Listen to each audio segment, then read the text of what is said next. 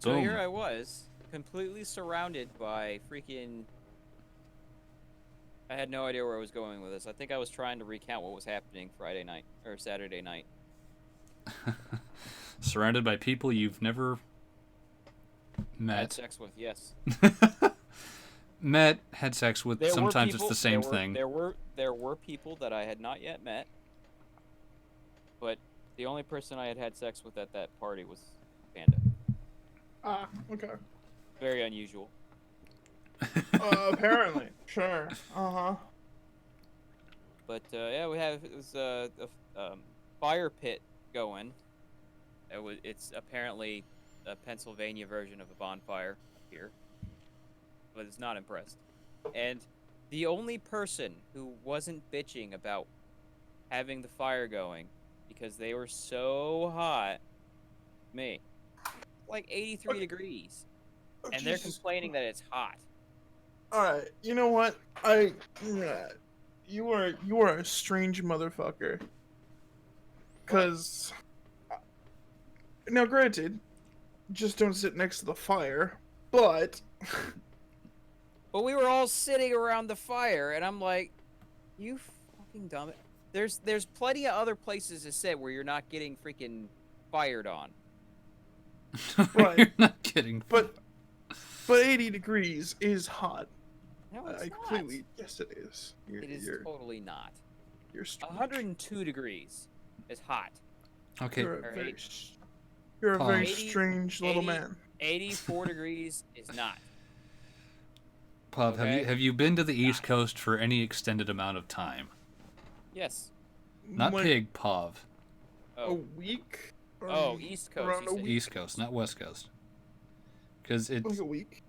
because I mean, the closest to Pennsylvania I've been is Massachusetts, and it's a different kind of heat. So I've been to Pennsylvania and Virginia and Washington D.C., but like that was in the span of a week. So Okay, because I mean here, at least up where I live, it's a dry heat. So I it's a fucking dry hate heat that. where you It's are. it's drier up here, yeah. Oh, it's so fucking humid and I hate it. what's the Oh humidity Is god. at? is it humid or is your house just stuffy? There's a difference. I think it's at this point it's both. Let me ask you a question. What's the humidity level at? I'm looking now. 83%. Okay, I can respect that. I guess Oh, I'm just not having that problem. It's usually about that around here too. it is just warm. The houses here that were built like back in 1980 something or 1918. I mean, I was gonna that's say, dude, 1980s. They built the walls with room for air conditioning. no 1918. Apparently the person who built this was a really small Filipino man that worked at the shipyard, like Ah, back in the early 1900s. So you're saying is all the door frames are too small? Oh, this house is too small, man. Oh, this house is tiny. Me and my roommate keep hitting our heads on like the ceiling and shit. I swear to I God, shouldn't it's laugh, but that's yeah, I just don't have. unfortunate. it is. This place was not built for tall people at all. It was built for the short motherfuckers. Like one of the rooms is like it's got a step up. So it's got like a foot and a half. The Mm-hmm. floor is a foot and a half higher than the rest of the floor or in that floor. If that makes any sense. So it makes that room even smaller. And it's just like I have to like tilt my head over when I stand in there. Oh, jeez. That just sounds awful. Meanwhile, I've got this nice. Well, it's not my house, but it's. But like, no, I think this place was built in 1898. I think it was 1898, and it's been retrofitted a few times, but it's not bad. There's a lot of we're on like houses. the one part of the island that doesn't get hit with, like, when there's a windstorm, we're fine. Everyone else is just fucked. Fucked. Oh man. Um. No, it's funny because every day before today has been actually kind of fine. It's just like Last week we were Oh god, you're both roboting. What the fuck? with 87 plus humidity per day. my internet. I don't know if it's your end or mine, but you've got more auto-tune going on than Stephen Hawking. It seems for fucking right now. Jesus Christ. How's that? Okay, Pig's fine. How about And now Pava's fine. what the shit? Something fucking weird just happened. I guess that was Okay. Discord shitting the bed. Yeah, Alright. that's what I think was happening. As it is wont to do. Want to shit the bed? That's what Discord does. Just on the regular, it's like, what you gonna do about it? I don't normally have that problem. Anywho, let's start looking at some of the things on the agenda for tonight. So All why don't we introduce the show then? Actually, All right. Well, ladies Yeah. and gentlemen, welcome to tonight's episode of Locked and Loaded, the first episode of the new direction we're taking it in, getting away from politics and getting more into the things that we know and love Actually enjoy. and actually enjoy. Video games. so with a should we sprinkling of rename the technology. channel to Locked and Loaded to Electric Boogaloo? No, I think Why would we- Dankula's got that trademarked. Damn, Jeff had it first. Jeff did have it first, True. but I think Jeff got it from someone else as well. Wasn't that just like the meme for a while after he did it? Or was No, there? it was from a movie. Well, of course it was from. It's a reference to something. Oh, But I mean, at the time that like he created his second channel, I think there was a bunch of other YouTubers that had a second channel with that name. oh, then I don't know where that started. Okay. I don't know where or when that started, but all right, uh, let me get the The last browser set up. the last title to the project film that we did was Mundane 2 Electric Boogaloo. And it's because we kept trying to like come up with different names for the project so we could have like definitive saves on where the project was at. Mm-hmm. And it was the last night we were working on it. We're just sitting there and I'm like, oh, I got one. Already name it to Electric 2 Electric Boogaloo. And everyone just went with it. Yeah. It's like, what the hell else do you do at that point? All right. Oh boy, Stadia. Yeah. So Stadia. This for the more. those- Oh, go ahead, Bob. Go ahead. no, go ahead. Go ahead. I was just gonna say, the more I read about this, the more questions I have. Like, I don't understand how the hell this is supposed to work. So basically a lot of it is just it's kind of Google doing something because they can. Like everything Google- else they do. Does? Yeah, basically. So Google already has an established like data center almost everywhere in the U.S. I'm just gonna say the U.S. because I don't know outside of the U.S. But almost everywhere in the U.S. there is relatively, considering like how far internet data centers are to each other, Mm-hmm. relatively a close data center, allowing them to basically piggyback off that for anything they want to do. And one of the ways that works is for game stream hosting. So Stadia is basically just them adding another thing to their data centers all over the world, allowing them to have um, gosh, how would you describe that? So there's hundreds of servers. Right. All of them Server farm. all of them are running virtual machines on top of each other. And one probably Speaking of virtual machines, there goes Discord. Why is this such a problem? Like, what the hell? Apparently, well, Merc said the stream was fine, so okay, there goes Pav. Hello? There we go. Okay, What we're the all back. fuck? I don't I know. don't What the know what shit the hell's is going going on, on? but I don't know. saw an article about Discord having issues because of Verizon stuff. Verizon and Cloudflare, yeah. Pick one. What?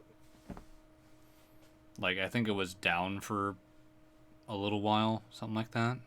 Is that what they piggyback off of or something?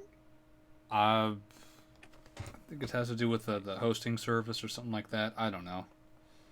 I'm a layman when it comes to how that shit works. Basically, Discord has leases bandwidth from Verizon and that other one. Oh, okay. If they are having issues, then Discord itself will have issues. Fun. Okay. So you were talking about stacking virtual machines. That's where we... Yeah, basically. And so that's actually something that like Google wouldn't run into because they don't have to deal with that kind of shit. They have their own setup. It's just a good groundwork for something like streaming, and so each one had have probably like its own dedicated card. And it runs one game, right? There's probably multiple instances of that specific like setup for that game. So the logistics of it is gonna be interesting. It's a lot of virtualization, to be honest. We're not talking about just like a single gaming computer sitting in a room and then you're connecting to it. It's a lot of just real high-end data center servers that are virtualizing the process of that game. And that's it.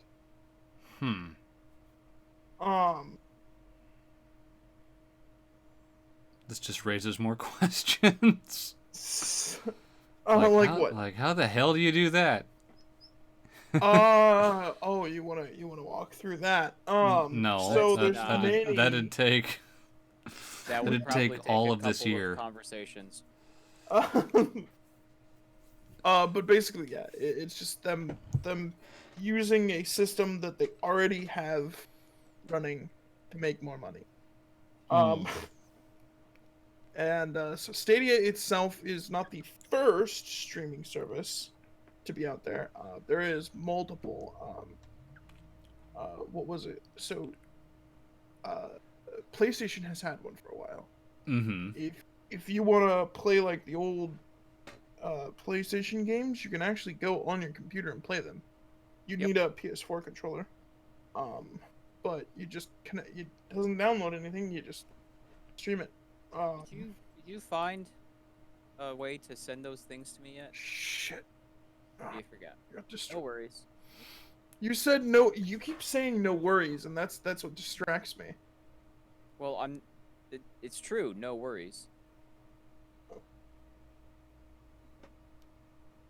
Okay. We talking like High Seas Adventure editions of certain games, or just like... Just like games that are out there. So if you go look at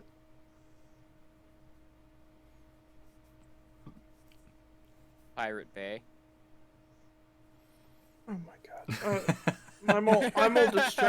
I'm all distracted by doing this, and then you guys are having me go out and... Well, let's not worry about it right now. Yeah, let's just Okay. I'll just start reading this article. So, Alright. yeah, when it comes to Stadia and being so confused, I see something like this and I just go, wait, why? Google isn't planning a beta test for its Stadia gaming service. That seems Which, kind of a poor decision to me, but all right. yeah. The November launch for Google Stadia is approaching fast, and you can already pre-order access to the cloud gaming service, but you won't be able to sign up for a beta test because there isn't going to be one. Speaking to Games Radar Plus, Google's vice president and head of Stadia, Phil Harrison, ruled out the possibility of launching a beta version of the service beyond the Project Stream tests that have already happened. So they at least know it functions. But that's about it. We're not going to do... Don't get it at launch. Got it. Yeah. We're not going to do another test in the UK or Europe, says Harrison. If we had time, we probably would have done so, but we don't need to. Game prices, NVIDIA Shield, Stadia connection drops. Yeah. Don't need to worry about that.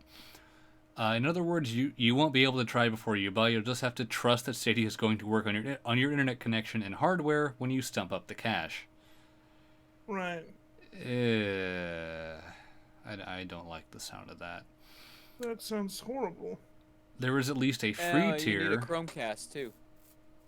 Jesus Christ. There is at least a free tier to take advantage of after the initial purchase of the controller and Chromecast. So it's not free then. Well, okay. So, okay. Alright, I'll explain to you, like, a lot of the logistics. Okay.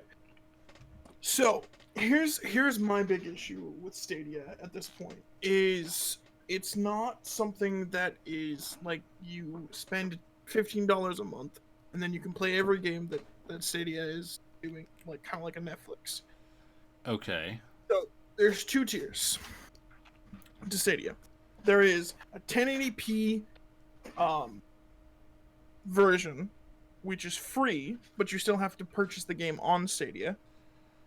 They have not announced anything involving, like, connecting with Steam or any of those other distributors to use the, like, login and use that you've already purchased on those platforms. But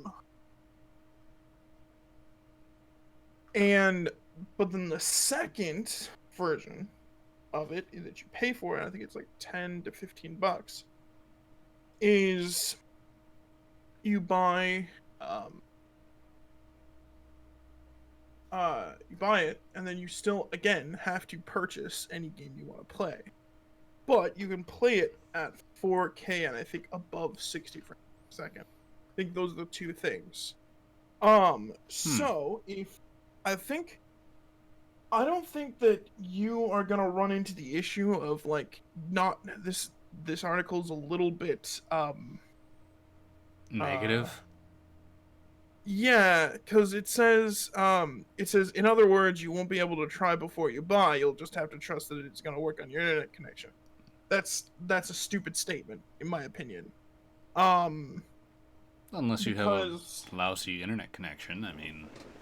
Well, the reason why it's stupid is because I don't see them not putting out something after the full release of it, like a free game or like a tester or something that is so easy to implement that it wouldn't, like a benchmark, right?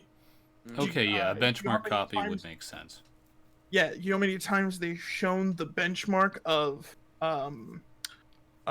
Assassin's Creed, I think it was Odyssey, running on Google Stadia in presentations. It cost them nothing to do that. So there's no reason why they wouldn't have something like that. So the statement is incredibly uninformed, and this is Tech Radar, and now I know why. All right, let's finish this one out.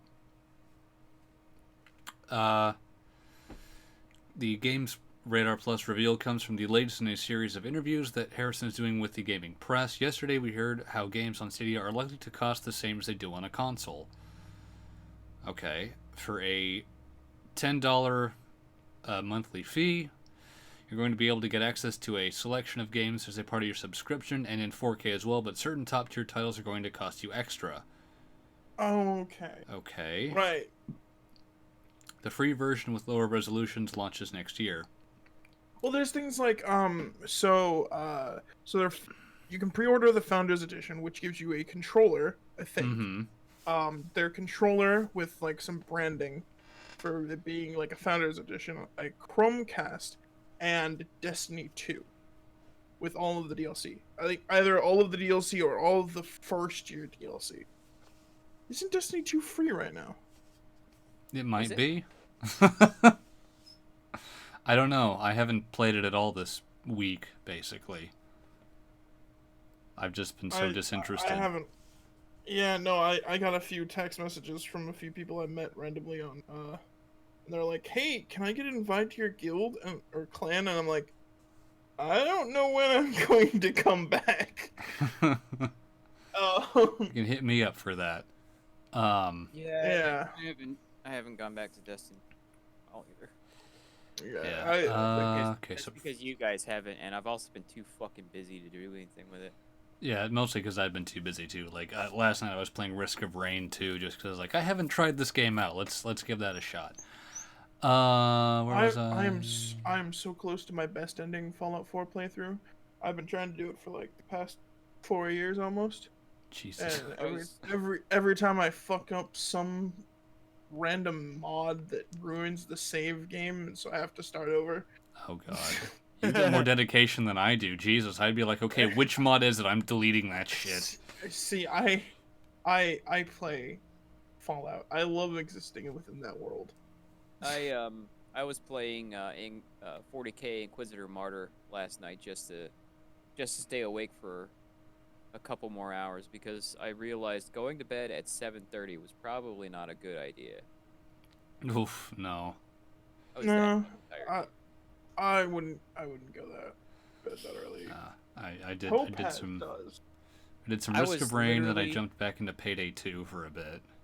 I was literally in my bed, closing my eyes, taking off my glasses, and getting comfortable, and I was like, it's 7 fucking 30. If I go to bed right now, I'm going to wake up at like 2. So I got Let's up and not do played that. Inquisitor Martyr until a little bit before 10. And they put out the 2.0 patch that they put out actually fixed. I remember you mentioning that. Yeah, it actually fixed all the issues I had with the game. The game was slow as shit. Freaking the pacing of it was just so bad that I got so bored. Mm-hmm. And they actually fixed that. They made a lot of changes that are actually good, and it makes it a much more fast-paced game and a lot more fun. So I might be playing it a little bit more. Okay. Mm. So okay, Oh, to get But to here's you wouldn't be interested because it's an isometric. ah, okay, so here's another question I have as I'm reading this. They're okay. not gonna bring Stadia to Australia with fucking racists. That is entirely due to the infrastructure that they currently have set up in Have Australia you and not what heard they're about allowed the to do. terribleness of the internet in Australia? The internet in Australia is garbage. and yet the Aussies still managed to find their way to the Saints server. I don't know. A few. It's like, all one of them. Okay, here's another question that comes up when it comes to Stadia. In a separate interview, Harrison says he expects broadband data caps in the U.S. to increase or disappear altogether so that Stadia gamers can stream. Yeah. See, that was one. Okay, I there's a think he's typo. bringing the. There's a typo. It should Alright. say Stadia gamers can stream uninterrupted. It says gamers can stream interrupted. It's, so that was one of the big arguments against Stadia when it was first announced, is just how everybody is now dealing with data caps Data on home caps. internet, Yeah. and how much people would just not do that. Now, here's the funny thing. Google has its own ISP, Google Fiber. Right. I would And have Google Fiber right now if it was in the area. I think the main question is if I would too, because Google Fiber is actually quite freaking solid. Legit. So here's my question: two things. I have never looked into this. I should probably do that before I make the statement. A, does Google Fiber have a data cap? B, if they do, are they going to remove it when they release I don't think they have a data Stadia? cap. Right. I See, think that's one of their selling. well, then they would have like every good selling point in the world then, because they have solid speeds with little to no downtime, solid upload speeds. That's like to get the upload speeds that you get out of Google Fiber on their basic package in like Comcast or something, it's you have to go to the Comcast business class. Yeah, I know. The it, problem is entirely due to infrastructure. You're only able to use Google Fiber if you have a Google Fiber line going right, by your house. and a lot of the current ISPs are suing the shit and trying to legally block Google from laying down Google Fiber lines in a lot of the cities, states, just everywhere they can, because they're saying they're encroaching on their territory, basically. And Um, that's actually not something they can possibly they win because okay, free market. they can't possibly win it, but oh, we don't have Google Fiber yet. It's been more than a few years since it Well, came out. you also have to remember that whether they can win the They can delay Lawsuit. them. not, they're still delaying them, and because until Yeah, the that's what lawsuit I is mean. actually completed, they can't lay fiber in certain places. The problem is the biggest reason why we haven't, like, all the internet service providers haven't upgraded to fiber is money. They want money. And it's also like billions of miles of copper line that they'd have to tear up and put fiber down in place. Mm-hmm. So they don't exactly actually have the money to put it down. Not to mention all of the service that they would lose in the process of laying down the fiber and replacing the copper lines. Catch 22 sort of situation. They want Yeah. fiber, they have to put down fiber, but they That'd can't afford to mean put down fiber because they'd lose their income as they're putting down the fiber from that Basically. area. you have to rip up entire city blocks at a time just Yeah. to Oh yeah. get that set Yeah. up, and Yeah. then you got to And pay there's- concrete crackers, you got to pay diggers, you got to pay paving crews in some cases. So basically in this stalemate, with each other. So it's just there's a lot going on. But I think Google, from this statement, is being a little bit either being too much market speak, or just being a little bit too much optimistic. I think they're being too optimistic. I seriously doubt any ISP is gonna see the fact that they've released this Google Stadia, and the ISPs aren't gonna do anything other than being like, "Oh hey, do you want a higher data cap so that you can keep playing Google Stadia? Well, here is an extra $50 a month so you can get unlimited data." Basically, that's all they're going to see is just an increase in revenue. I don't think they're going to remove data caps at all. No, they're not. No. There's It would. they get too much revenue from having the tiered plans. They get too much revenue. Hopefully, it goes the way of the current phone industry, because the phone industry did this first, where they had data caps, and then they went to not unlimited, and then they went to okay unlimited but more expensive, and then they went to now everybody has unlimited. So. Yep. So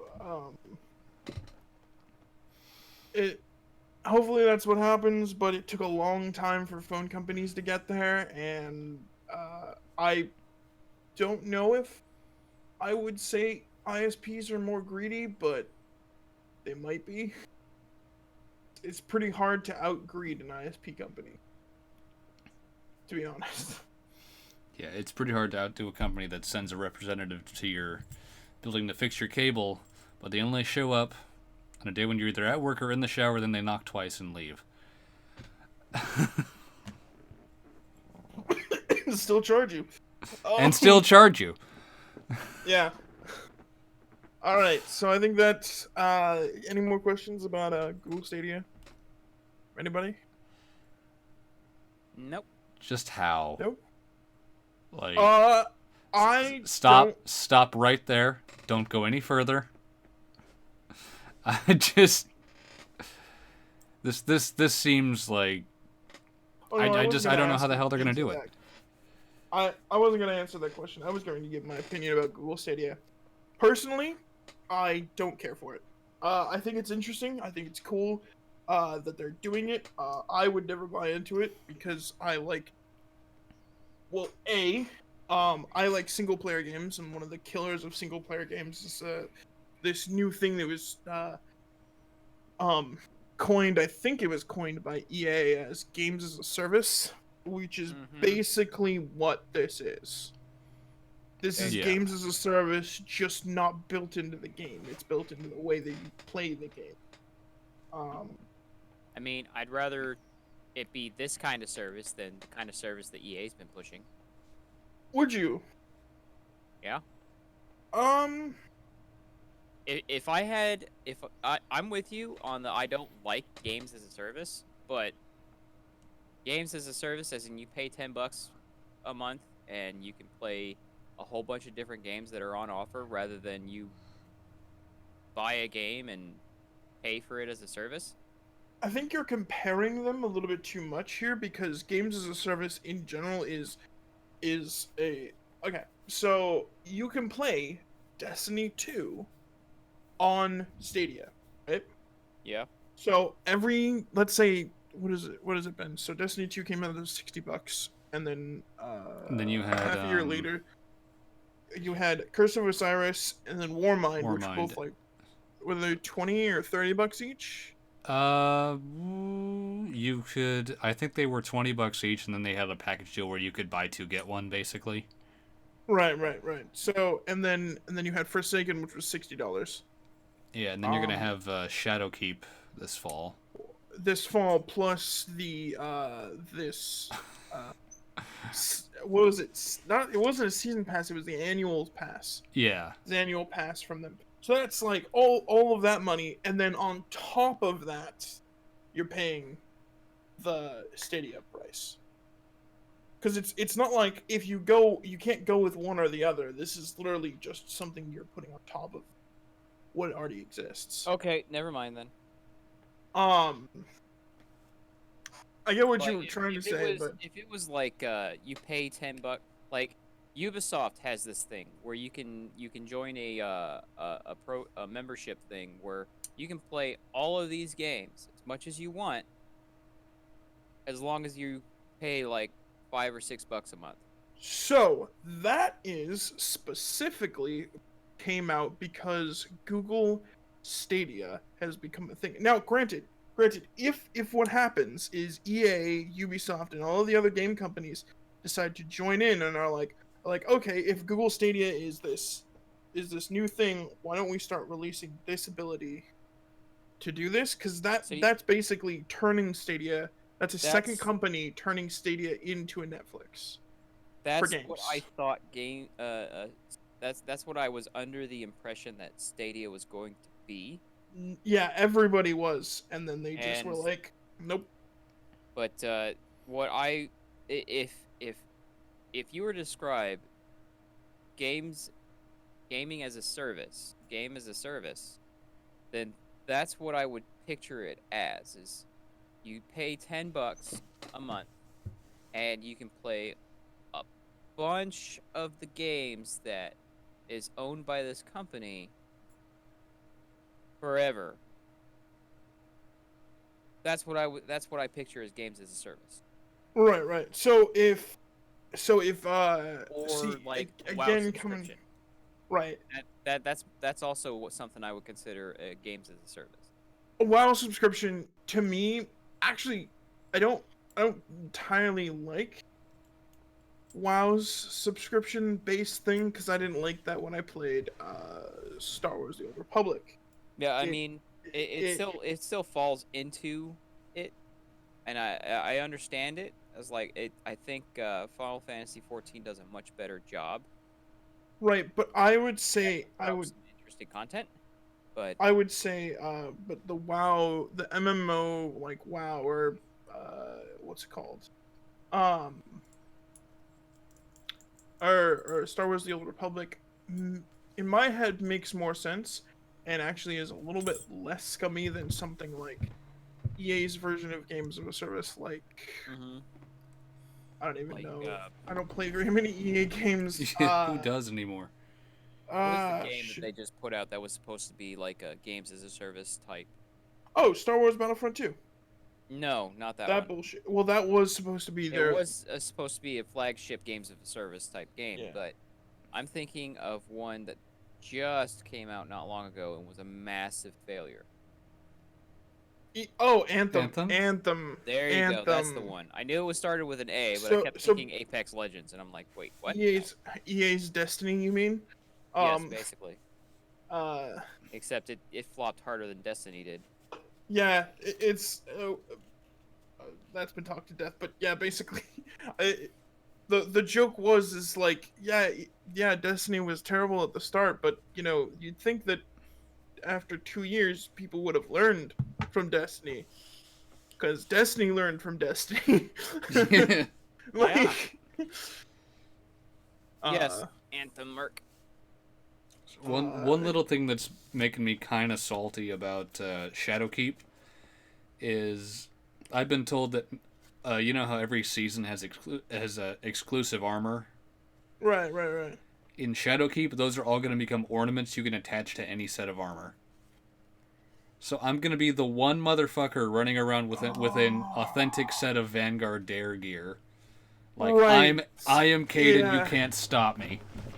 Or I'm gonna have the season of the Drifter, like freaking Master Chief, but not Master Chief armor for the Titan. Oh, Nice. the Gambit gear that I think you get from No, Gambit. no, That's not an ornament. no. That was the I got all of the pieces from that season's Reckoning uh from the no illicit gear. Nothing. No, not that one. Eververse. Oh Eververse. yeah, the Eververse gear. That's gonna become weapon or not weapon, armor ornaments. Right. And I'm like, you And motherfucker! I threw like $50 at you to get the right things I wanted on my Vanguard Dare set, and now you're making it just a skin. Oh, that's gonna be interesting. That's gonna change the way I look at grinding. Like completely. I'm not gonna grind as much. Right? Yeah, now I'm like, okay, now I'm just not gonna buy Eververse things ever because it's Oh, well, just until it becomes until just it an ornament becomes an ornament. that I can get later. Who the fuck Oh cares? man. All right. So that's Stadia basically. Well, that was I That is guess my Stadia. opinion on Stadia. I don't know what to make. I Closing think. out Go ahead. Just as I don't know what to make of this, I think I am just too confused to be sold on it. Just like so, like I'm basically streaming a game to my computer, but I'm playing it. See, that's the same argument that Pav and I had a couple of months ago when the first Stadia was first announced. I'm still at that stage. I haven't gotten past it. I'm not interested in it, honestly. I think I'm just too used to I- owning my own shit. I'd rather I have think- my own. I'd rather have it being run on my own machine. Yeah. I think it's interesting. I find it funny that it's getting so much coverage when Nvidia and PlayStation have done it like years ago. Yeah, Like- with PlayStation Plus, you get a bunch of Right. older games. Right, and then PlayStation with Nvidia Shield, you could do it. If you have an Nvidia graphics card, you can stream a bunch of games from Nvidia itself. Yep. I don't need to be yelling at games on the bus. I really don't. Why not? It'd be more entertaining that way. Oh, Stadia. How would Stadia work on a phone? That sounds. I don't know. A That lot that of sounds. phones. Ugh. I don't know. Freaking this 5G stuff is pretty fast. Oh God, no! Don't talk to me about 5G. It works pretty And fast. how it's gonna fuck up all of the Here's the thing. weather You satellite say systems. fast. You say fast. I say you're a little bit too caught up in what people say. Because fast is 3,000 megabytes download and upload. 5G is like inconsistent 300 megabits. I've gotten conflicting results with what you're saying. Oh, there is no way that 5G is gonna be faster than the current like setup of downloads and uploads from the internet. I don't. I'm not talking about for you, but I'm talking about 5G is probably fast enough to work with Stadia. Well, so is 4G. Like, Yeah. So if it'll you work. have a consistent, yeah, no, um, it's from how all of the other ones have worked. It's not going to be that hard because all it's literally doing is streaming back and forth input and a video signal. So it's not like you're rendering anything over the internet. It's just streaming it back and forth.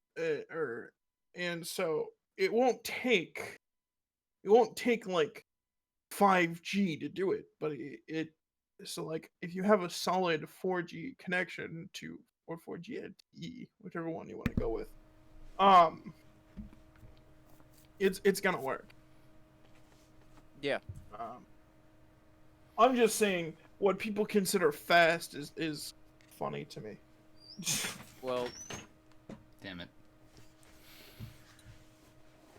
I work in like 8 gig, like at minimum files, and that takes a long time. takes about. I I download 8 gigs in like 3 minutes. How about uploading? I haven't tested it. I mean, a lot of the videos that I made were pretty big, and they uploaded in again like 5 minutes. All right, so we have talked that one to death. Now to talk something else to death. Netflix Yeah. and The Witcher. Netflix. That's been pretty big news for today, and I know Pov's gonna go fucking nuclear here. The Witcher 3 is probably one of my favorite games of all time, if not what I would subjectively say the best game ever made. I will Um, agree with you on that. I still have to finish the story though. I could go back and replay it. It would take me a year, but One of these days, I'm going to go and I'm going to start playing The Witcher without the intent to do every last little fucking thing in each one of the freaking little worlds in there. And I'm actually going to get through the story before I get so fucking bored of the game that I start playing something else. see, that's my issue with Kingdom Come Deliverance right now. But we are talking about The Witcher. So, It's like that one freaking side quest where you're trying to lead the goat, and then the bear comes out of nowhere, and Geralt's just like, bear, fucking bear, you stupid goat, and then kills the bear. It just I love that one. I gotta play it again. there's so many good side quests from that game. That game is what everybody wanted Fallout 4 to be, which is hilarious. For a while now, Netflix has been talking about making a live-action Witcher series, which, in my opinion, is a mistake.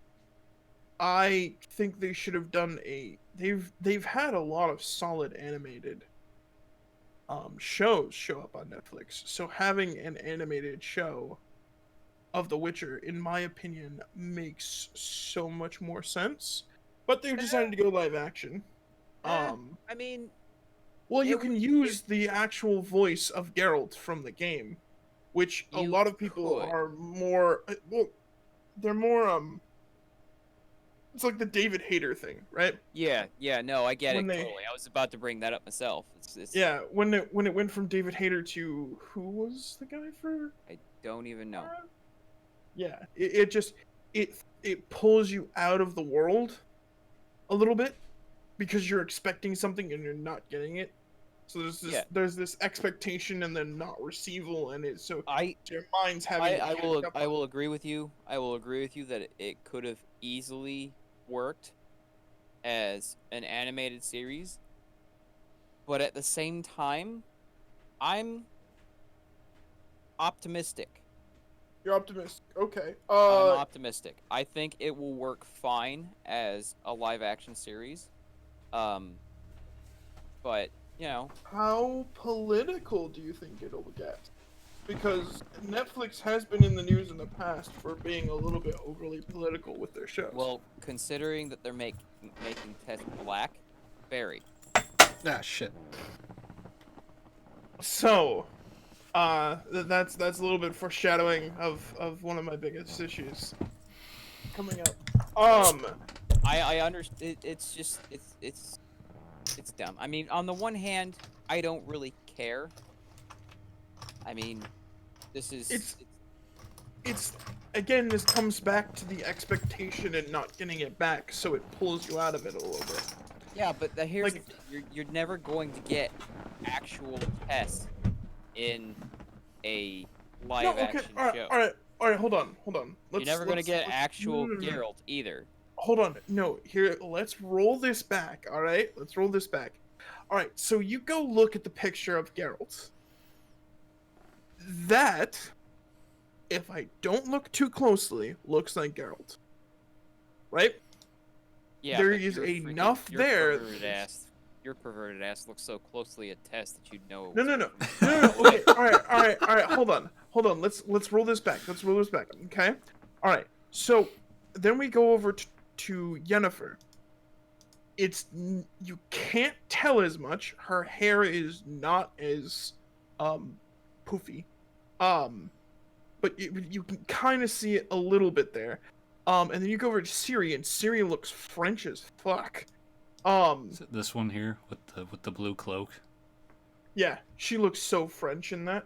Um, uh, and then you have Yennefer, who looks really Spanish. Really Spanish, and I don't know why. Um,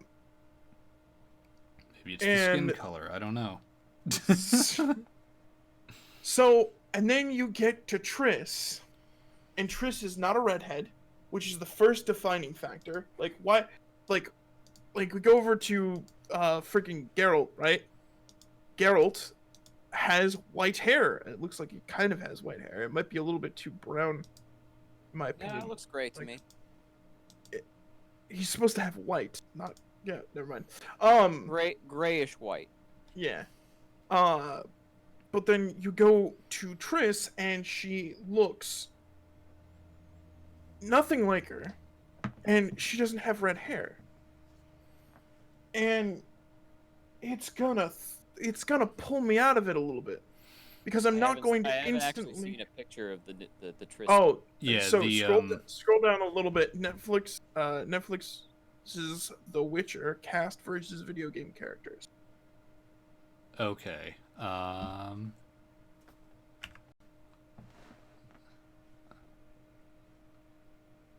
Let's see. You mean in show construction?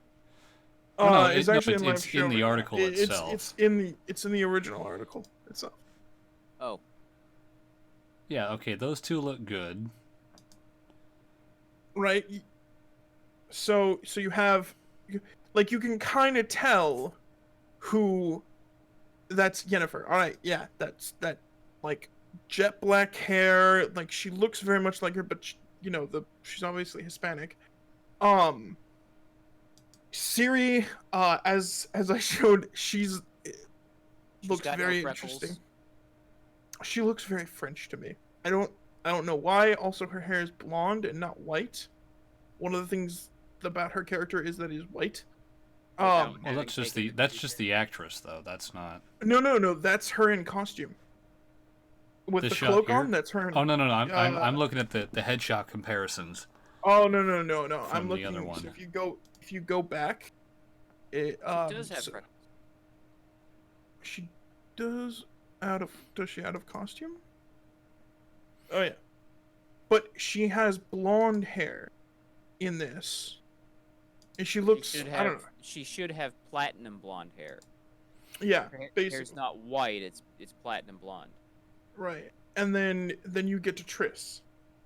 And the first moniker your mind, well at least my mind will be looking for is that red. That scarlet red hair. But this is she's not in True. She's not True. in costume. costume. True, but she's also not Polish either. or that old. And she's also that's also true. This woman looks like she's in her 40s. And then Yeah, kind of. and then you get to And Dandelion, anorexic. right?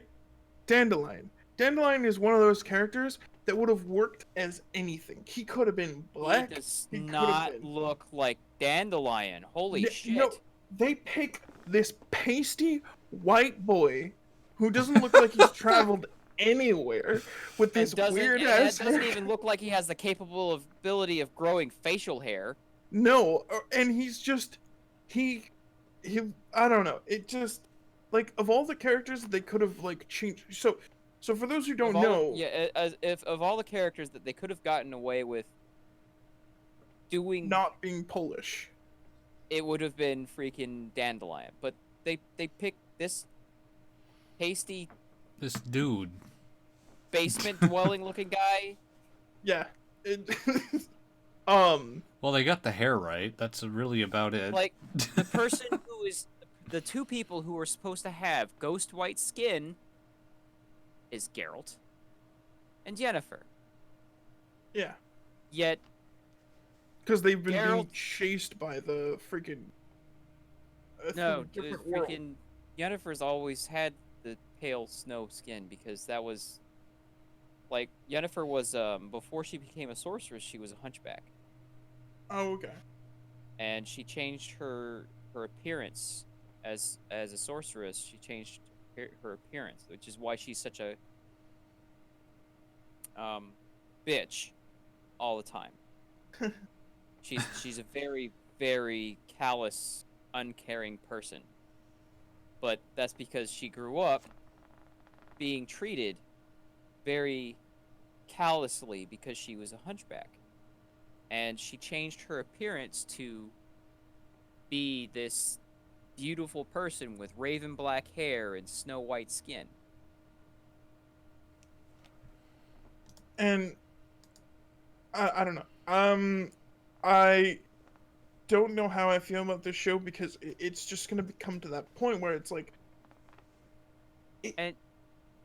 Like the face, honestly, the face of the person who's playing Ciri actually looks like Ciri's face, yeah. but she needs freckles.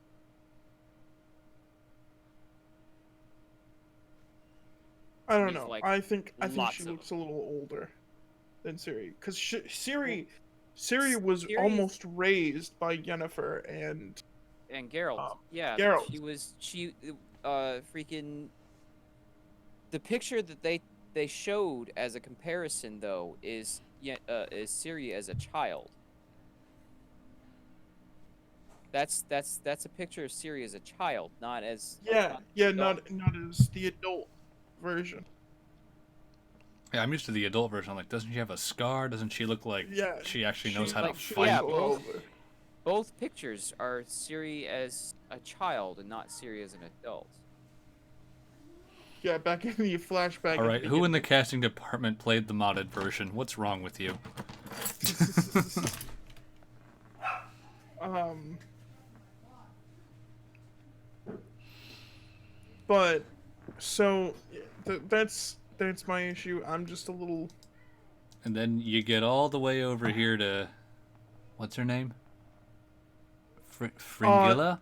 she's not a Fringilla. I Yeah, mean, I haven't played any sh- of the games, so I don't know. she's also, yeah, she's black. It's all of these. See, here's the thing. Like, if you look at the kingdoms of The Witcher itself, it's set in Poland. Those Europe. main kingdoms. No, because Europe would be the southern kingdom that comes in. Uh, the rest of Europe is kind of what's controlled by. Oh, no, God, I'm forgetting the name of that empire. The empire, basically. What empire? There's, Um, they're in black cloaks, and its Ciri's dad is the name. Is just the Is emperor. is the emperor, Yeah. hmm. but So that's Ceres, he wasn't an emperor when well, when let's Ciri see, was. was born. No. Yeah. And he was given.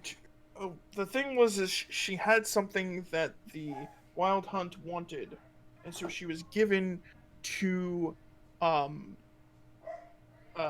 the House of the Wolf to train to keep away from the Wild Hunt, which are just really, really, really powerful elves. Um, Okay. and Bark, uh, bark, bark, fucking dog. so all of the people, all, and so the culture is completely different between that part, the rest of Europe, and Poland. Mm-hmm. Whereas there's like multiple kingdoms, and each king has a witch, basically. And that was one of the plot points of the second game was I don't remember who it was. Oh, okay. So eventually at some point in time the standing of these witches became threatened, and eventually they were no longer considered among the higher class royalty, which is what they were they were kind of advisors, but at the highest level. They're Okay. protectors and um and so all of them were from that kingdom. So where they were. So when you start making them like black, it throws it just a little bit because like again, the person playing Sabrina, she looks French. And actually she kind of does. Never mind. I'm not as upset with that one. I just must have an issue with the French. Well, they I, surrendered. Why wouldn't you? it's my Irish blood coming into play. Um, Oh, man. um, and then interestingly enough, they have Mousak in this What lineup. about the old guy? Yeah, he's one of the druids from Skelia. Um, Skelia is I think exactly where I usually lose interest. Scalia's interesting. It's a bunch of Nords. Yeah, and I get bored because I'm doing 8 million things for one story thing, and then oh hey look, there's another shiny game. That's my Um, problem. It's the same problem I have with like um Elder Scrolls and Fallout, except with Elder Scrolls and Fallout it happens much faster Mm-hmm. because Witcher has the gameplay that I really like. Anytime I try and do a new game in Skyrim, I'm just like, I remember why I stopped playing this game. the gameplay is so bad in Skyrim. I don't understand. I will go on record in saying that. And then I I switch cannot back. stand. Well, then I switch back to Dark Souls, and everything's fine. I'm like, what build can I do this time? and they always end up being a healing tank every time. It's the reason why I keep trying to go play Fallout New Vegas, and it's just the gunplay is just not as good anymore, and it hits. I'm like, and then the game crashes. I'm like, okay, I'm gonna go play something Yeah. else because all Bethesda games crash. Yep. All of them. Yes, they do. So when it finally does happen in New Vegas, I don't boot it back up. So Should. I started playing Diablo 3 again with a friend of mine, and that's probably not going to happen anymore because he's playing WoW as it getting in preparation for WoW Vanilla to come out. WoW Vanilla. Yeah, they're bringing back as part of your subscription to WoW, they're bringing back the ability to play WoW Vanilla. It's like With classic no WoW. expansions. Yeah, and Well, a lot of people are hyped for it because the general opinion is WoW Classic is the best WoW. I thought there was a They've dumbed it down a lot. Oh yeah, okay. I was gonna say, are we talking like the progression system? We're Because talking about everything about it.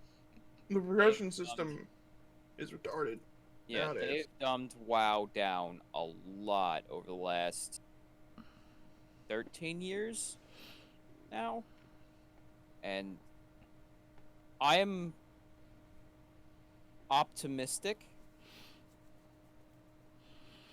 I thought there was a server or a guild or something like that There that are used private to run. Yeah. Used to. I thought the biggest one got C indeed. Yes, actually, almost every single one got C indeed. Because they were probably getting ready to release their own, which they wanted people to pay for. Pretty much. The Um, the problem is with those private servers, there is a severe lack of other cheating players. Oh, really? There's a severe lack of anti-cheat. Mm. So, yeah, Yep. Hey, that'll do it's it like too. the community that comes with playing on a public server is non-existent on private servers a lot of the time. Right.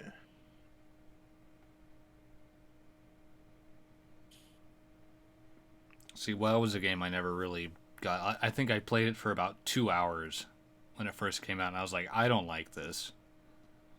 There's nothing to do. And then Guild Wars 2 came out. A bunch of my friends wanted me to get that. I bought Guild Wars 2 and went, there's too much to do.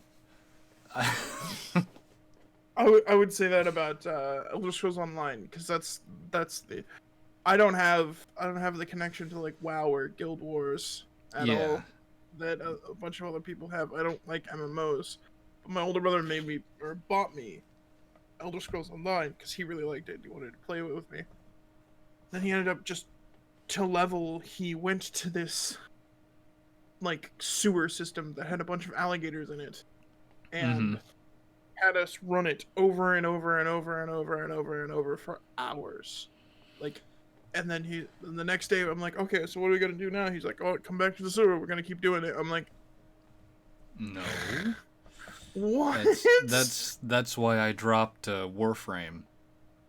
Yeah. Is Oh, I tried. I loved like when I got to do my own thing and friends were like, yeah, we're just gonna we're just gonna go run some planets and have some fun, murder some things. But then I'd get that one friend who's like, well, I need this one thing and it comes from this one boss, so let's just go run him like twice and it should drop. 2 hours later, it'll work this time, guys. I'm like, communism has a better drop rate than this fucking boss. Yeah. And we're not talking loot, we're talking bodies. Yeah.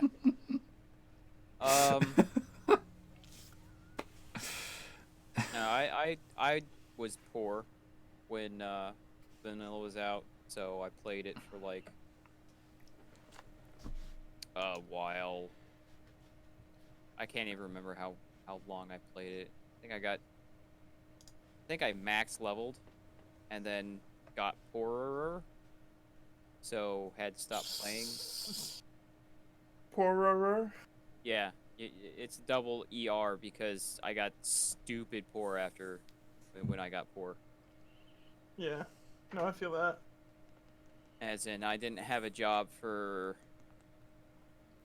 3 years, and I was living in an area where the internet was non-existent. Oof. Yeah, this is back in 2007. Oof. Moved to little place called Menominee, Michigan. We were 20 miles out of town, and the only thing that was available was a 56K. Oh. Ow. Nope. Nope. This is where I discovered that you could read manga online. So, Probably. guess is what I was doing the entire time I was awake and had access to a computer. Sitting, playing Minecraft, waiting for the next page to load. Not Minecraft, Minesweeper. Getting that- Minesweeper. Okay. All right. All right. that computer couldn't freaking play Minecraft to save its life. Yeah, it's always funny when you run into those. It's just like, what? How? What? What is going on? Yeah, this was a little Toshiba laptop, freaking Toshiba satellite laptop. That Oh man, I had one of those. It was god awful. I've still got mine. damn thing. I think it'll turn on. It might not. I got a lot of Oblivion mods on that. Like, some that would cause the game to crash. Yeah. I have a lot of those. Mm-hmm. Every Bethesda game that I've ever played. Yeah, no, I tried to install this Assassin's Creed mod, and it was, yeah, it comes with throwing knives. I'm like, cool, throwing knives in Oblivion. How does this work? It's a spell. But because of how fucking jank the mod is, it replaced every poison spell in the game with that one throwing knife spell. Oof. So I could just be, I'm just going to sit over here and cast a spell, and that guy's dead. Because it did, like, I think the way it was coded, it did, because it's supposed to be a throw knife, it's got to be a quick kill, so it did like 10,000 damage over half a second. So it's just like, okay, I'm gonna really level up my destruction. I'm just gonna waltz into the Imperial City and, just take out some guards, or all of them, like you do. Oh, you want me to go do a tournament? Yeah. Okay. God. My fucking favorite encounters in Skyrim, honestly, were the mages duels, because I'd play someone who was like basically an assassin who used illusion. And this fucking guy meets me outside of a tavern. Is like, I hear you're a powerful wizard. I think you're mistaken. I shan't you do a duel. Okay. He pulls his spells out. I pull my sword. He's like, that's not a spell. I'm like, you said duel.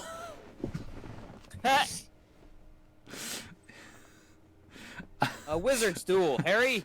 That's not a spell. I'm not a wizard. I'm not a wizard. What are you doing? Oh. The fucking stealth in Oblivion, though. And We have completely gotten off track. I know. Yeah, we have. We have. Holy shit. Alright, so, any more comments about things? I am patiently, optimistically waiting for it. I'm gonna go on a limb here and say it's too late to recast. Probably. Most definitely. The last thing that I will say about it is, so they decided that they are going to follow the books more than they are going to follow the video games. So Yes. a lot of the people who are coming from the video games are, I think hopefully they're just going to see something new.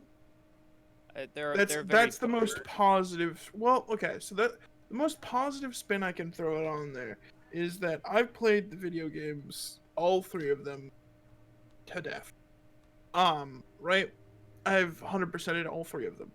And I know literally everything that I possibly can about the video games, the way the story goes, and all that kind of stuff. Do you know Mhm. how So, Dandelion and Geralt met? okay, don't put me on the spot here, man. Don't put me on the spot here. Shit. You learned I about that in the books. I'm pretty sure it was mentioned in the. Okay, wait. I'm talking about my point.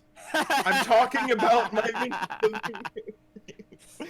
Just saying, there's a lot more that goes on in the books than the games. My point exactly. The most positive spin I can throw on this is that people like me are just going to see new stuff. Like it's gonna be a little bit different. I thought the whole sword, the 2 swords thing, which is what they talk about in this article here that we didn't actually read. The 2 swords thing in the games made sense to me. It added a little bit more of a I don't know, a progression to the game. Yeah, I it, with the two thing, like if you think about it, the amount of monsters in the world purely for a game perspective, they added monsters to the world so that the game could have monsters for you to fight in it.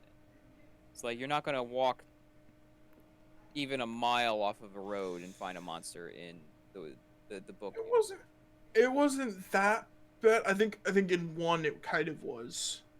In the first game it very much was. I think they moved a lot more towards the whole contract idea by 3. Um but But yeah. either way, he didn't need to be walking around with both swords strapped to his back all the damn time because they're just monsters were not so prolific that he had to, you know, Mhm. and the there were only a certain types of monsters that actually needed the silver sword to kill, like werewolves and vampires and like one or two others. But most of the monsters you could easily kill with an iron sword. They were just stronger than humans. So if you're just some schmuck walking down the road with an iron sword, you're still gonna fucking die. Mm, But yeah, it's Geralt in the actual books that the game is drawn from. He's not running across monsters all the damn time. He's fighting humans way more often. yeah. Right. So he doesn't need to So, carry the silver sword unless he's specifically going after a monster that requires it. right. So there was no need to carry the silver sword and the iron sword at the same time. Right, from a game's perspective it was more along the lines of like, do you want to have to go back to your house to pick up all of your gear, Basically. then Yeah. go out to do a contract? Basically. Cuz yeah. I can see that. But that's all I have to say. I'm interested. Did this article have a release date for when it's supposed to be coming out? I didn't see. No. Nope. Apparently we get to see Roach somewhere. The horse, not the asshole. Anyways, moving on. Let's talk a little bit more about technology. Yeah. Okay. This one we're actually going to I'm actually going to read this one because it's an interesting one. It's from Kotaku. My obsession with CPU cooling is becoming a problem. No, it's not. Trust me, I have the same. I have the same obsession.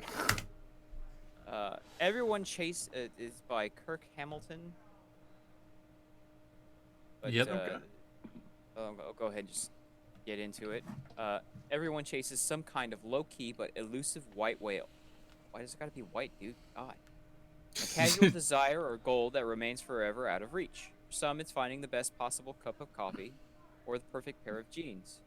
For me, it's getting my CPU to run below 70 degrees Celsius while under load. Yep. Congratulations. That's an impossible goal. This Huh. goal has eluded me for years. It has eluded me through 4 or 5 different cooling solutions and through at least 3 separate PC builds. I have used liquid cooling and air cooling. I have overclocked my CPU and removed the overclock from my CPU. I have air conditioned my office so it remains around 24 degrees in summer. Still, my CPU temperatures remain unfortunately high.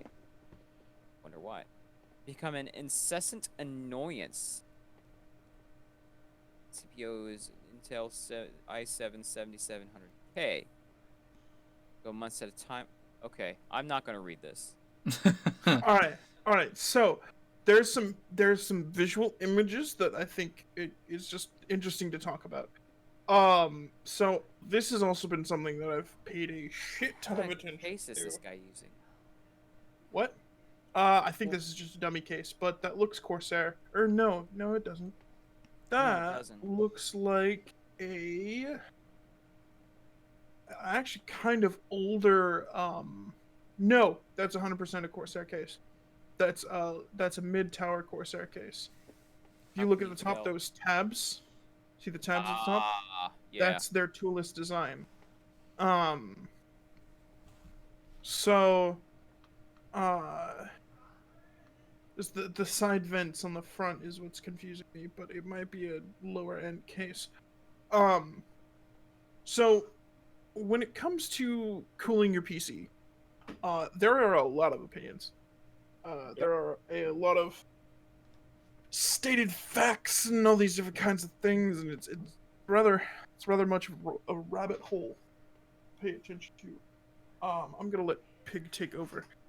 Uh, Yeah, he'd I know have more no than me. idea where you I'm. were going with this, but cooling your computer, it's got a lot to do with not just what kind of cooler you're using, but also how you have things organized. If you don't have good airflow through your computer, you're not going to cool your computer very well, right? So typically, unless you're doing like a full custom liquid cooling setup Mm-hmm. with freaking pipes and everything all over the place and a pump and a reservoir and water blocks on all of the processing centers on a motherboard, you're you're not gonna get you're gonna have to have a combination of both the liquid cooling radiators and actual case fans to blow air through the case. so, I apologize. I am back now. A As roommate I came in was and wanted saying to before, talk. he just so rudely interrupted. Kidding. Go ahead. Um, so a lot of what I've found is kind of just mixed up a bunch of other stuff because there's a lot of different things that you can get to. You can talk about trying to figure out how to get the least amount of dust and all these different kinds of things. One thing that I've actually found is when it comes to case cooling, you want to create a wind tunnel almost Hey, inside your cool. That's computer. exactly what I was getting at. Um, you want for those who don't know, heat rises. So, typically on a case like the one that's in front of you, your top fans and then your back fan, which is those blue boxes, are higher on the case than your front fans, which is the red boxes. And actually, no, this is saying this is a cooler master. Yeah, this is saying it's a cooler So master. he's got two pictures on here. Oh, Okay. okay. One where he's got the top fans as an exhaust, and one where he's got the top fans as a second input or intake. All Yeah, right. and So so what you're trying to do is you're trying to get as much airflow over your components as you can. right, Mm-hmm. And the more fresh air that you take in, the more heat that air can absorb. right, But you have to balance it. You can't have a bunch of fans pulling in right, a bunch of air with no way for it all to leave the case. right, and then you just create a hot case. So Or what I you can, or found, you can be ghetto like me and just take the panel off your case. so for me, you don't actually. That's actually Don't do not a that. good thing It's not because a good what you do, well, so what ends up happening is you get these red boxes. Say the red boxes are fans, right? with the front panel off, although that fresh air that's getting pulled in by those front fans are kind of just going going right on out the the side. side of the case, and then the exhaust fans are just pulling in air from the side of the case, not from There's no the your- only thing that's actually cooling anything is the fan on your directly on your CPU heatsink. yeah. So, what you I think we want? figured out Buck's problem for having a crappy Maybe computer. Well, we haven't seen his temperatures yet. it. I haven't either. Anyways, so typically a lot of what goes into keeping your case cool is also the way you lay out your equipment. Lay out where you put the graphics card, where you put how you orient the motherboard, and so on and so forth. Because if you put it so that the graphics card isn't actually getting any airflow over it, which is one of the reasons why I'm not really a fan of this case that we're seeing right now, because it's got that drive cage like right there, blocking a lot of airflow. um, It that's won't not actually it won't actually receive any airflow to try and take stuff over it. And It's actually you see a lot of GPUs that have fans mounted directly on them. If that fan's getting hot air, then your GPU's getting hot air, and it's not actually doing a whole so lot for it. that depends if you're talking about a blower or open style. So not to get too technical into it, but the thing that I've found that works is just having actually this is how I set it up. So I can control the speed of my fans, right? So for my computer, um I have the back fan is an exhaust, right? And that at all times runs at above 50% of its speed. And then, as the temperature goes up, the speed rapidly gets up to 100 degrees. Pull out as much of the hot air as it can. Whereas the front fans that I have kind of have a more gradual and lower spin. Because what you end up with is if you're pulling out hot air faster than you're pushing in cool air, it's not really gonna do much. Yeah, we're So, talking. We got to start talking CFM per minute here.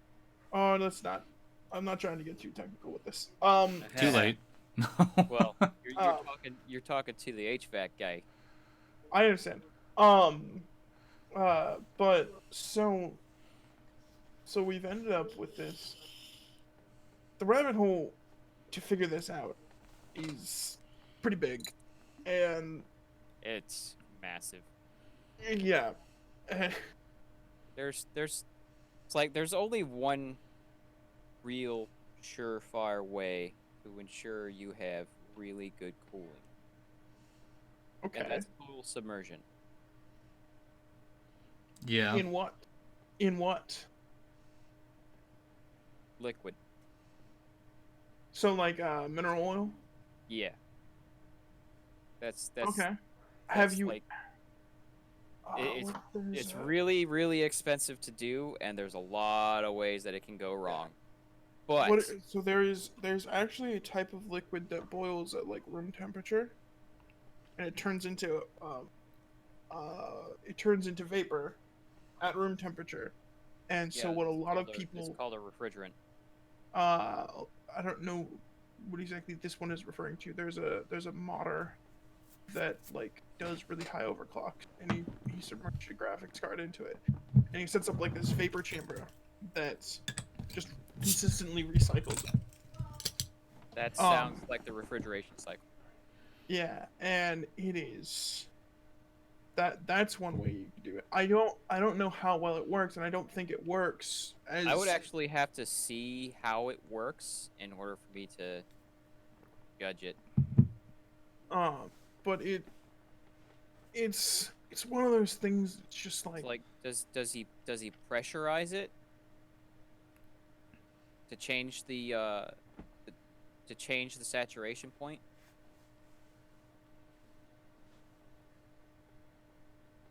This is not an answer that I have to your I question. mean, like, so the way the refrigeration cycle works, right, is it takes a gas that has a wildly changing saturation point. You know what that means? Right. Saturation point is where it is the changing is the temperature at which a gas becomes a liquid or a liquid becomes a gas. Water saturation point at sea level is 200 degrees Celsius, 212 degrees Fahrenheit, right? Um, and we use right now we're using HCFCs as a refrigerant because you can change the saturation point of an HCFC wildly just by changing its pressure. You can compress a gas and it'll increase its saturation point, and then you can release the pressure on it rapidly for it to flash or boil off instantly, absorbing latent heat all around it. Because it takes a lot more energy, a lot more heat for something to go from a liquid to a gas than it does for it to go from a solid or well, from a liquid that's near solidifying temperatures up to that saturation point. Physics, Mm-hmm. it's fucking Right. awesome. So the way AC works is you have a compressor, and it compresses gas that's cold, and it's put up. We're using 410A right now, so it can go from 125 psi all the way up to 310 psi, and that'll change the saturation point to around 110 degrees, right? Now, this hot gas enters the condensing coil at 310 degrees, and as air is pulled through, it removes all of that heat, and then it cools down and turns into a liquid at around 90 degrees.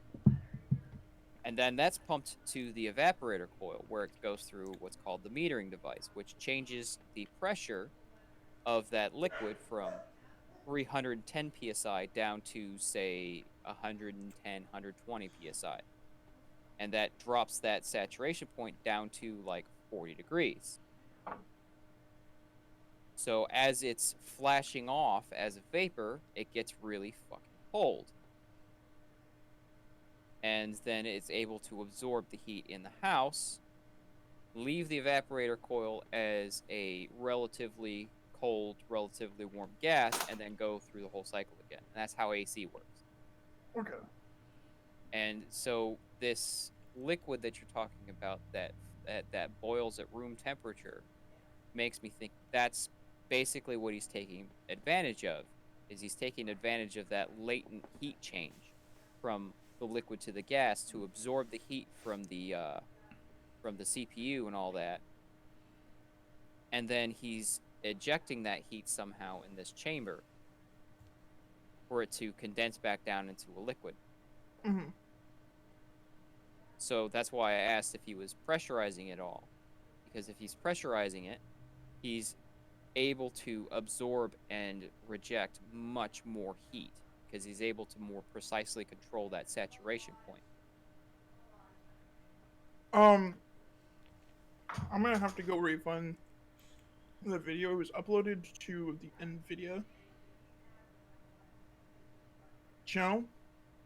Just a guy who decided to upload his build of it and then his overclock of the GPU. Okay. Um, and they sponsored it. Let me look.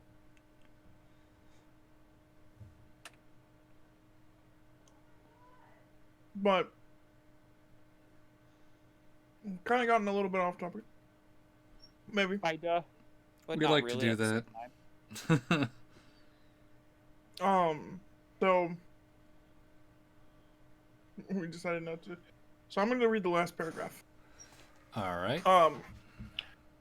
Over the weekend, I realized that I was reading and putting a lot of stock into fighting and opinions of random YouTube commentators and hardware Tom's Hardware forum goers. When I write for a major video game publication, and I have access to a large, diverse community of readers. So, I would love to turn this. Oh, okay. So that's what this article is. Literally just hit a giant. Please help. So instead of going to Reddit, Because everyone's helpful on Reddit. hey, alright. I posted a lot of bullshit to Reddit to get answers for bullshit that I've done. And I've gotten answers pretty quickly. And people have talked to me on there, so I've recently started using it. Gosh.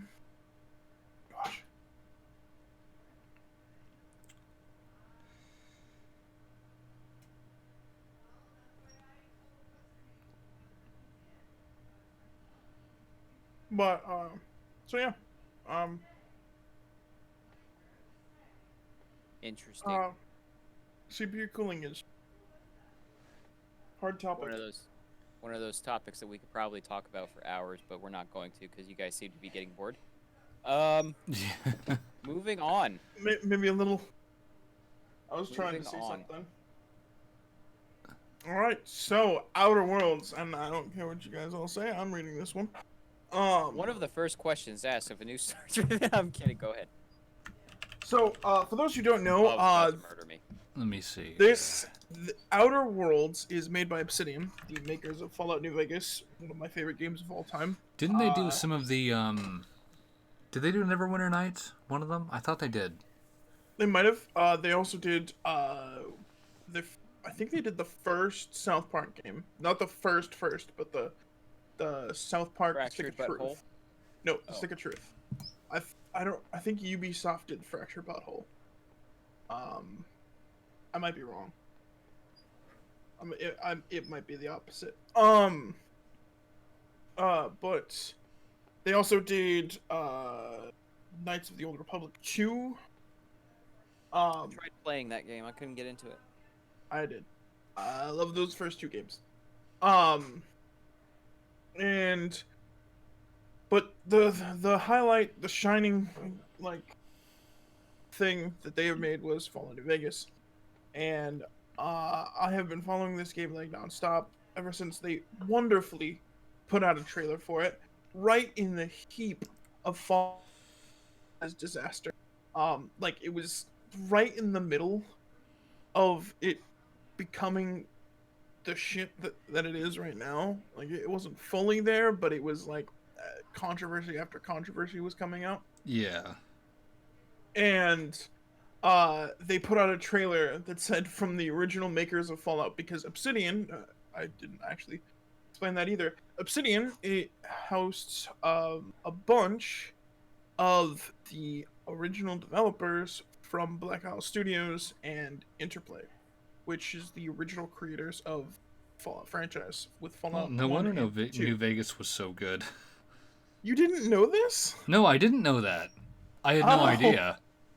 So yeah, Black Isle Studios went out of business, and they went off, created Obsidian, and then after Fallout 3 came out, Bethesda was like, "Hey, want to make another Fallout? You have a year and a half, and you have to make it to get a critic score of 85, I think." Well, they're pulling that card. Jesus Christ. That was how Fallout New Vegas was made. That's the reason why it was so buggy, and there was a bunch of stuff that everybody wished was in there, but didn't be in there. It was also using the same engine as Fallout 3. That's 3. Which did not have a good engine, but was still fun. So, yeah, I will agree with that.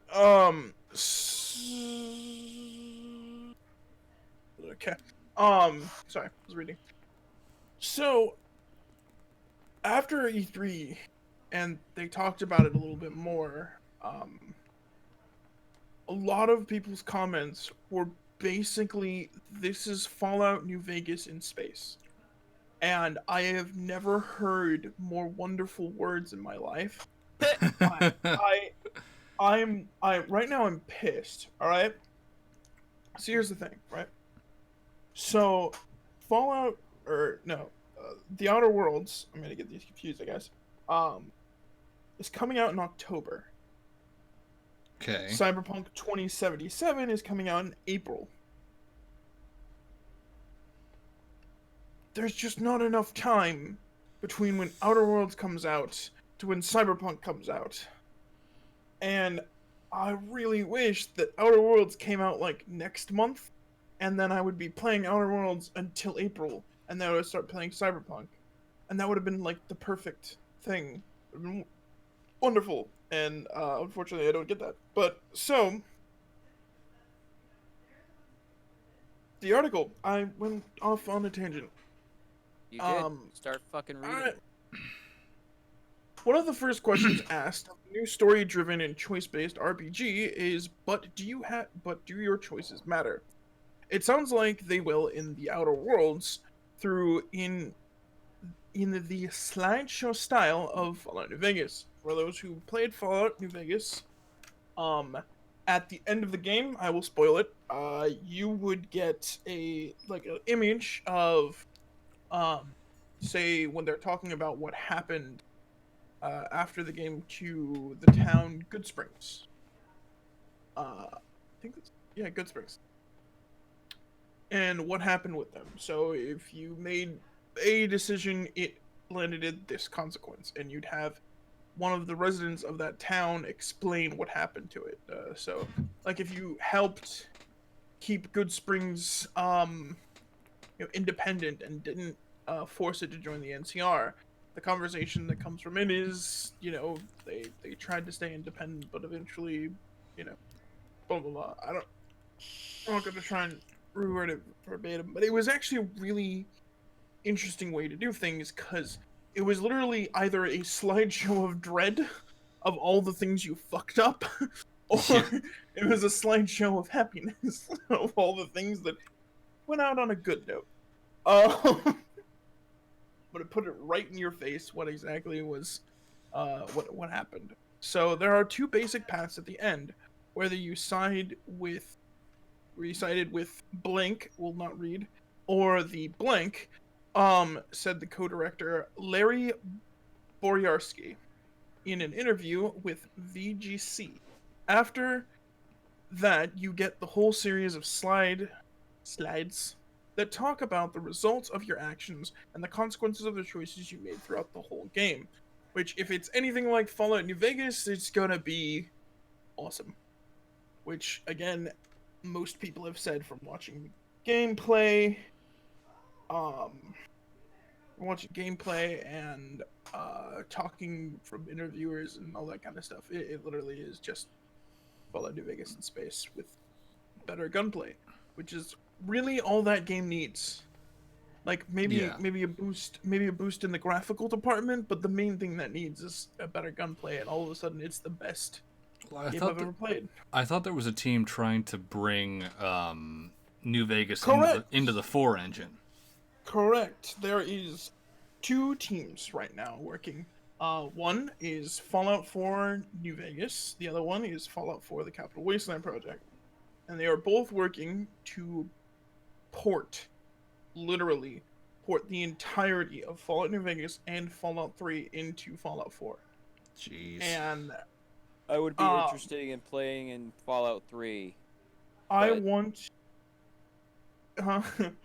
I honestly want to win the lottery so I can give both of these teams $1 million to have it be a thing. Just like to make sure it becomes a thing, because there's always that slight chance that it doesn't become a thing. And you would be a sad paw if it doesn't. Yes. Because at this point, I am there is no possible chance. Apparently that Fallout 3 Remastered is coming out, even though there's been hints about it and rumors and everything for the past 2 years. They nixed it. I think they decided that they just were gonna be cunts about it, and that's just great. Yeah, well, I'm sure when they hear you saying they were being cunts about it, they're absolutely going to pick it up and be like, "Oh man, we're so sorry, Puv. We didn't realize we were being cunts." you know what? I didn't have this attitude like last year or like before E3. But now that I've decided it's not gonna happen, fuck them. I, Like I, I'm, honestly, I'm did you sure guys that see the E3? I'm sure that Todd Howard's gonna make a phone call to Elon Musk, and you're gonna get a free Tesla out of it for bitching. I mean, I wouldn't mind a free Tesla. That's Right? $50,000 I could earn by selling it. Oh, you know what? What's the upkeep cost on a Tesla? That's what I want to know. Pretty Not worried about it right now. low. Let's not go off on this tangent.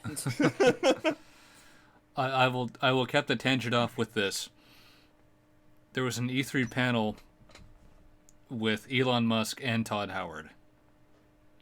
That's it. Go look it up yourselves. Yeah, it was great. It is fucking fantastic because Elon steals the fucking show. He does. I think Like the without best- even the- trying, he just like okay. there. I think the funniest part is like both of their mobile games are coming to Tesla cars. Yeah. But it's just like okay. And then they talked a lot about Starfield God, and that, how they used SpaceX as a what was the question asked? What's the biggest failure you've encountered, and how'd you overcome it? And Todd Howard was like, "Yeah, I faced the closure of my company." And Elon was like, "I blew up 3 rockets and almost went broke." It's like, okay, keep trying, Todd. um now now you agree with me on Fallout 3 pub. Explain my Sprain. All right. In the same interview, Boyarsky said that he hasn't told up what all the possible combinations, but that they talk about the different people that you encountered and the different areas that you have entered, how you solved certain quests, and that means for the future of the colony. So then the game has an end. Damn it. Damn it. That means that the game is not just going to continue on and, you know. Nope, it's got an ending. Damn. Alright, like New Vegas, primary decision, which faction you side with for the battle for Hoover Dam, the Outer Worlds will leave you with a choice between blank and blank, and I don't want any spoilers. That said, Obsidian plans to acknowledge the players' other side quest choices, along with not having voice-acted main character. This seems like the decision by Obsidian to manage the scope of the Outer Worlds while leaving room for its personality to shine through.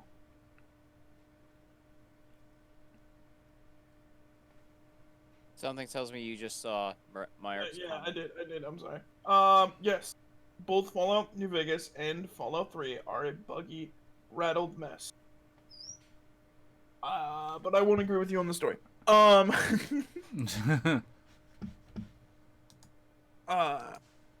Anyways, looking forward. Pav at least is looking forward to Outer the Outer Worlds. Worlds. The whole reason I suggested this article is because I knew Pav would really like it. You're welcome, Pav. Thank you. Merc, I'm gonna fight you on one thing. Boone. No, you're not. Tell me New Vegas. Boone is not a good character. That was like- New Vegas. Yes. What's He's saying what was he- Fallout 3. Oh, He's 3. saying Fallout- Yeah. No. Fox there- was cool. In 3, Fox was Fo- cool. Fox was amazing. I will agree with that. A lot of the characters were actually cool. I don't remember any of the characters from 3 or New Vegas, so. No one remembers Star Paladin were all- Cross. No one Well, were does. all okay, very- you know what? I remember Star Paladin Cross. I remember being like, why the fuck are you following me? Right? Oh. I just remember Hey, Fox and because being I- like, I need help. Or Fox, that fix blast. it. Anywho, I think it's a good time to close things out. Okay. Yeah. Are we coming to the end? We don't want to talk about CD Projekt Red? I'd like to get there, but we're not gonna. I don't think we're gonna make it in time. Yeah. Uh, It's also 10 till 11. Yeah. Okay. And Pig has work. I have so much fun. Yeah. 8 All right. days. Tomorrow will be day number 9 Oh, fun. Oh shit. in a row. I'm not jealous at I all. didn't realize that your work week hadn't ended yet. I have had No, I have my had work work has weeks not. like that. I feel you, fam. I It's am luckily getting 2 days off starting Wednesday, and then I'll work Friday, and then I'll have the weekend. nice. Yes. At least your company recognizes you're pulling more than your own weight. I literally told them, hey, if you want me to work tomorrow, this is Saturday, by the way, if you want me to work tomorrow, you need to give me a day off during the week because then I will have worked 10 days in a row and I might murder someone. I think they took to that one rather And I'm not pleasantly. talking rhetorically. Yeah, no, I was not. It's not a threat, it's a Yeah, promise. no, we understand, and luckily my direct supervisor is fucking awesome, and is trying to set things up so that we have more of a work-life balance. It's just that, this is HVAC. Yeah. Sometimes work-life balance isn't possible, and Mm. we got slammed Friday and Saturday. So they needed more people to work Sunday, and I was like, well, okay, if you do this for me. It was less hey, we're looking for volunteers, and I raised my hand, and more, hey, I really, really need you to work tomorrow.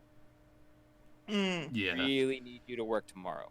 This is As in they're directly talking to me.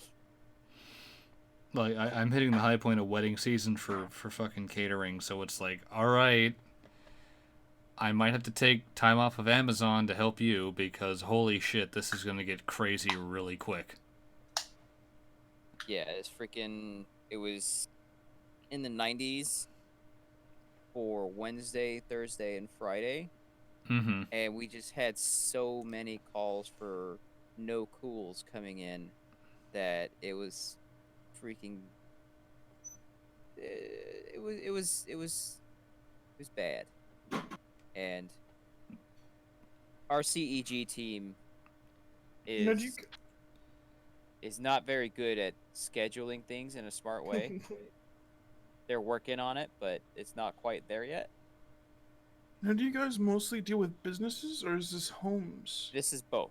We do Okay. we do both business and commercial. I'm sorry, we do both residential and commercial. Yeah.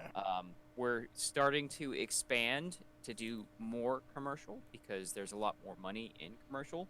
Mm-hmm. Right. I'm I'm looking forward to it because commercial's more fun. Is And it?